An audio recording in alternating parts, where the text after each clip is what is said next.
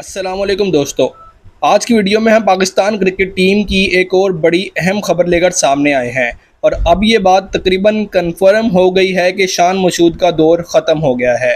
दोस्तों, आपको मैं पिछले कई महीनों से बार बार बता रहा था कि शान मसूद को बोर्ड ने कप्तानी से हटाने का फ़ैसला कर लिया है। जब टीम जनूबी अफ्रीका गई थी उस वक़्त ही एक इशारा मिल गया था जब उनके नाम के साथ सब्जेक्ट टू कैप्टनसी लिखा गया था, यानी अगर वो कप्तान रहेंगे तो इस कैटेगरी में रहेंगे वरना नहीं। ये वो लम्हा था जब ये साफ जाहिर हो गया था कि मुस्तकबिल में बोर्ड उन्हें कप्तान नहीं रखना चाहेगा।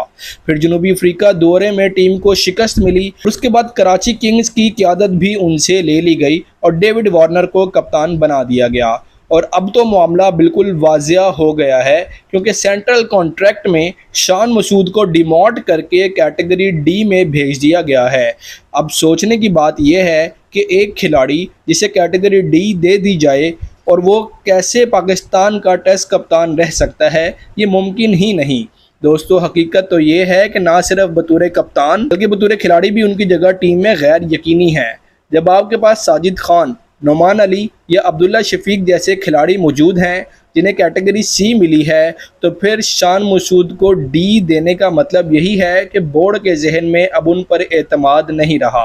अब सवाल ये है कि पाकिस्तान का अगला टेस्ट कप्तान कौन होगा। पहले मोहम्मद रिजवान का नाम लिया जा रहा था, फिर पिछले कुछ अरसे में उनके हालात भी सबके सामने हैं। वनडे में भी उनकी क़यादत ख़तरे में है, तो टेस्ट टीम की कप्तानी देना अब तकरीबन नामुमकिन लगता है। अब जो दो असल उम्मीदवार हैं वो है सऊद शकील और सलमान अली आगा। सऊद शकील पहले ही टीम के नायब कप्तान रह चुके हैं और मुस्तकिल खिलाड़ी भी हैं, जबकि सलमान अली आगा को हालिया दिनों में ख़ास तौर पर परखा जा रहा है। एशिया कप उनके लिए सबसे बड़ा इम्तिहान होगा।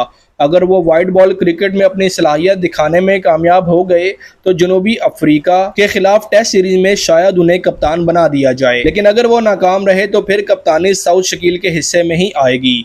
यानी दोस्तों, पाकिस्तान क्रिकेट बोर्ड ने फैसला तो कर लिया है कि शान मसूद का सफ़र ख़त्म हो चुका है। अब सिर्फ इंतज़ार है कि एशिया कप के बाद उस ऐलान का जिसमें पाकिस्तान के नए टेस्ट कप्तान का नाम सबके सामने लाया जाएगा।